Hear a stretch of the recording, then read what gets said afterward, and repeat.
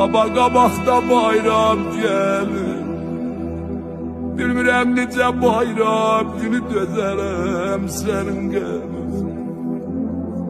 Bayram olanda əziz balalar yığışar evə, amma baba sən olmazsan ürəyimiz təngə gəlir. Baba, baba, baba,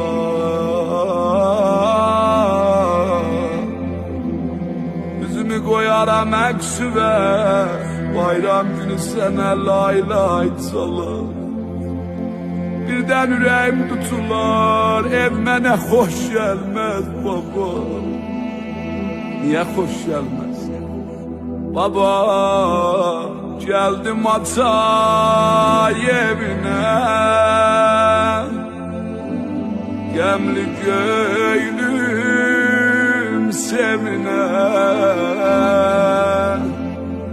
Gəldim Atay səni evində görmək, evim bənzərmiyor evine. Ağlaram baba, ağlaram. Bayram günü seni görmerem. Bayram günü ne kadar ben yaram ilerler, ama ben ağlaram.